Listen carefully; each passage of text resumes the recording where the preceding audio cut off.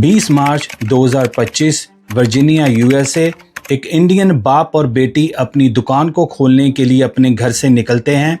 अभी उन्होंने जाके अपनी दुकान को खोला ही था, तभी एक शख्स उनकी दुकान में एंटर होता है और दोनों को गोलियां मार के मार देता है।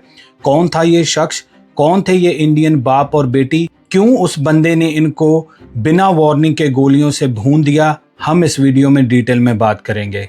दोस्तों, ये स्टोरी है प्रदीप पटेल की, जो 6 साल पहले अहमदाबाद इंडिया से यूएसए वर्जीनिया में अच्छे भविष्य की तलाश में अपनी फैमिली के साथ आए थे। इनके साथ इनकी 26 साला बेटी उर्मी पटेल और इनकी पत्नी हंसा बहन भी थी। और ये यूएसए में जब आए थे तो इन्होंने कई छोटे मोटे काम किए थे, कई छोटे मोटे कारोबार किए थे। और अभी 4 महीने पहले ही मार्च के महीने में इसी साल इन्होंने एक शॉप ओन की थी, एक शॉप खरीदी थी जो कन्वीनियंस स्टोर होता है दोस्तों, जिसमें हर एक चीज़ होती है, जो कॉर्नर शॉप भी बोल सकते हो।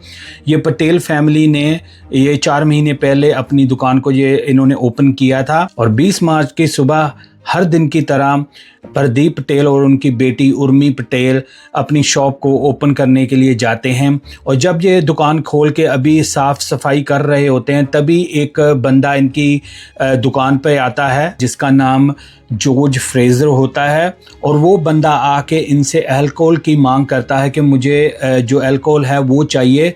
और उर्मी और उसके पिता ने इनको जो जॉर्ज फ्रेजर थे इसको बताया कि अभी हमारे पास जो परमिट है वो रात को सेल करने का, हम सुबह सुबह आपको जो शराब है वो नहीं दे सकते। तो इनकी कुछ कहा सुनी होती है दोस्तों उनकी दुकान के अंदर। और आपको पता है कि यूएसए में गन कल्चर जो है वो कितना पॉपुलर, और कई घटनाएं ऐसी हो चुकी हैं। और थोड़ी देर बहस करने के बाद जॉर्ज ने अपनी गन निकाली और 2 गोलियां जो थी वो प्रदीप को मार दी, और एक जो बुलेट थी उसने उर्मी पटेल के सिर में मार दी। और वो ये मारने के बाद दुकान से फरार हो गया। और जब दोस्तों ये बुलेट की आवाज़ आई तो साथ वाले दुकानदार थे जो कि इनके करीबी ही बताए जा रहे हैं प्रदीप पटेल के, उन्होंने भाग के आके देखा कि प्रदीप और उर्मी जो हैं वो फ्लोर पर गिरे पड़े हैं और ब्लड निकल रहा है। उन्होंने जो था 911 पे कॉल की और एम्बुलेंस और पुलिस वाले आए। और जब एम्बुलेंस वाले आए उन्होंने फर्स्ट जो चेकिंग की उसमें उन्होंने प्रदीप को on the spot he dead declare कर दिया। उसके बाद वो उर्मी को भी देखते हैं और उर्मी की अभी सांसें चल रही होती हैं, उसको तुरंत जो हॉस्पिटल में शिफ्ट कर दिया जाता है।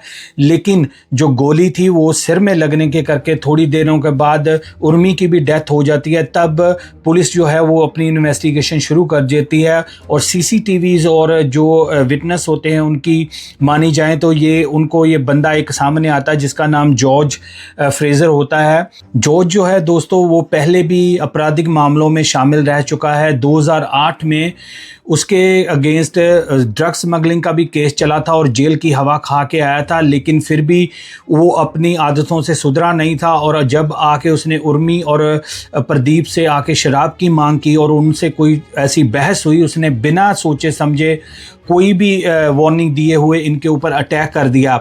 तो पुलिस ने कुछ दिनों के बाद ही जॉर्ज को लोकेट कर लिया और अपनी हिरासत में ले लिया। सीसीटीवी और पोस्टमार्टम और जो बुलेट्स के खोल मिले थे उससे साफ पता चल रहा था कि जॉर्ज ने ही ये सारा कांड किया है। यहाँ पर दोस्तों ये भी मैं बता दूं कि इस घटना के बाद दोस्तों पूरी इंडियन कम्युनिटी जो यूएसए में है वो शॉक्ड है, बड़ी दुखद है, क्योंकि ऐसी घटनाएं पिछले कुछ सालों से बहुत ज़्यादा हो रही हैं जहाँ पर हमारे जो इंडियन बिजनेसमैन हैं उनके ऊपर ऐसे अटैक्स किए गए हैं। क्योंकि ज़्यादातर जो हमारे इंडियन हैं वो उनकी कोई दुकानें हैं, कोई शॉप्स ऐसे वो अपने बिजनेस करते हैं और वहाँ पर लोग जाके ऐसे उनको शूटिंग करके उनको काफ़ी लोगों को ऐसे शिकार पहले भी बनाया जा चुका है। इसकी वजह से जो इंडियन कम्युनिटी है उस एरिया की, उन्होंने अथॉरिटी से अपील की है कि उनको और ज़्यादा सिक्योरिटी और सुरक्षा प्रदान की जाए। ऐसी सी घटनाएं दोस्तों यूएसए में बहुत हमारी कम्युनिटी के साथ हो रही हैं। ऐसी सी मिलती जुलती एक घटना नॉर्थ कैरोलाइन में एक मयंक नामी एक युवक के साथ हुई थी। मयंक पटेल जो 36 साल अहमदाबाद का रहने वाला था, वो यूएसए में आके अपना फ्यूचर बनाना चाह रहा था और उसने एक शॉप अपनी खोली हुई थी। वहाँ पर भी एक बंदा रॉबरी के लिए आया और और जब मयंक ने उसका विरोध किया रॉबरी का, तो जो रॉबर था उसने मयंक को पॉइंट ब्लैंक पे शूट कर दिया था और उसकी वहाँ पर ही डेथ हो गई थी। तब दोस्तों मयंक की पत्नी प्रेग्नेंट थी और एक छोटा बच्चा भी था और उसकी पूरी लाइफ जो थी वो उजड़ गई उनकी फैमिली की। और ऐसे करके काफ़ी ऐसी घटनाएं हो रही हैं जिसकी वजह से ये जो हमारी इंडियन कम्युनिटी है यूएसए में वो काफ़ी शॉक्ड है और अथॉरिटी से अपनी सेफ्टी के लिए और ज़्यादा वो सपोर्ट मांग रही हैं। दोस्तों यहाँ पर हम आपको मेंशन कर दूं कि इन कंट्रियों में अगर कोई ऐसे रॉबरी होती है जहाँ कोई आपकी दुकान पे आके चाकू या कोई गन लेके आता है, तो प्लीज़ मेरी अपील है आप उनसे ना बैसें, आप उनसे कोई भी विरोध ना करें, आप उनसे बैसें ना, क्योंकि अमेरिका में दोस्तों गन कल्चर बहुत ज़्यादा है। वहाँ पर लोग जो हैं वो सिगरेट के पैक की वजह से वो बंदे को गोली मार देते हैं। तो क्या फ़ायदा होगा? मैं ये नहीं कह रहा कि आप अपनी शॉप्स को प्रोटेक्ट ना करो, लेकिन दोस्तों आप देखो इन दोनों ही केसों में एक छोटी सी आर्गुमेंट हुई थी, ऐसा ही स्थिति हुई थी। मयंक की भी बात की जाए तो उसने भी विरोध किया था रॉबरी का। अगर वो रॉबरी होने देता तो हो सकता कि मयंक बच जाता, लेकिन अनफॉर्चुनेटली दोस्तों वो परिवार भी उजड़ गया। और ये परिवार भी जो 6 साल पहले ही प्रदीप का परिवार जो था वो आया था यूएसए में अपना भविष्य बनाने के लिए, अब उनकी पत्नी भी रो रो के उनका भी बुरा हाल है। पूरे जो उनके करीबी यार दोस्त हैं, रिश्तेदार हैं, वो भी बड़े ज़्यादा दुखद उनकी स्थिति है, क्योंकि ये घटनाएं दिन प्रतिदिन यूएसए में बढ़ रही हैं। तो मेरी दोस्तों यही अपील है फिर से, अगर आपकी दुकान पे, आपकी शॉप पे, बिजनेस पे कोई ऐसा बंदा आता और पैसों की डिमांड करता, प्लीज़ दे दो। बाद में आप पुलिस में कंप्लेंट कर लेना, क्योंकि अगर आप उसका कोई विरोध करोगे, अगर आपकी जान ही चलेगी, आपको वो बंदे ने मार ही दिया, तो क्या कर लोगे फिर?